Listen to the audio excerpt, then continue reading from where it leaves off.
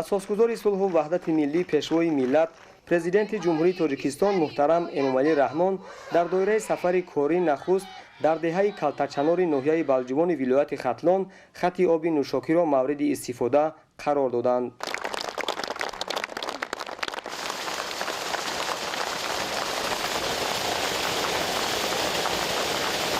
оби нӯшокӣ дар ин мавзеъ тариқи кандани чоҳи амудӣ аз чуқурии 60 метр ба воситаи насосҳои махсуси обкашӣ бароварда шуд ва аз он 4000 нафар аҳолии деҳаҳои Охбулоқи 1, Охбулоқи 2 ва деҳаи Солмолидашти ноҳияи Балҷувон истифода хоҳанд бурд. Дар қитъаи обтаъминкунӣ барои таъмини саривақтии оби ошомиданӣ ба аҳолӣ насосҳои пурқуввату баландсифати обкашӣ ва дигар таҷҳизоти зарурӣ дастрас гардида насб карда шуд ва тариқи он об ба 2 ҳавзи захиравӣ тақсим мегардад. Хотиррасон менамоем ки сокинони се деҳаи ноҳияи дурдасти мамлакат аз сабаби набудани оби тозаи ошомиданӣ солиёни зиёд танқисӣ мекашиданд.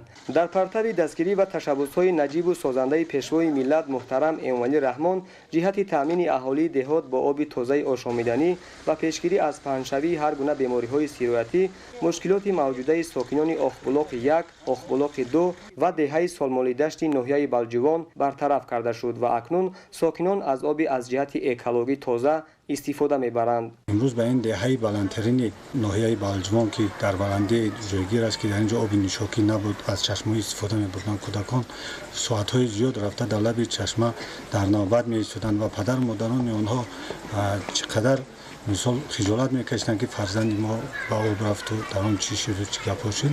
имрӯз албатта дар ҳар як хона оби нӯшокӣ омад ки мо бисёр хушбахт ҳастем ва миннатдор ҳастем аз ҷаноби олӣ.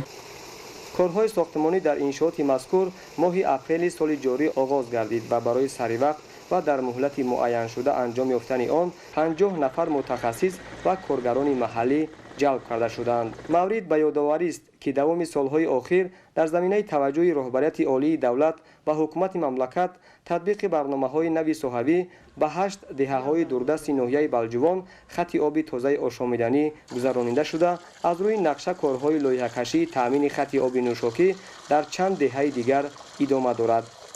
мо аз солҳои 90-91 аз ҳисоби амид беморхонаву деҳот танқисӣ дошт.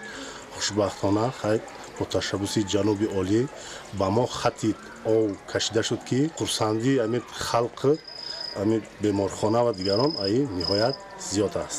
ва дигар ҷоҳо мерафтанд мегирифтанд меоварданд овҳои нӯшокӣ ва барои шустану ва дигар корҳо танқисӣ зиёд буд.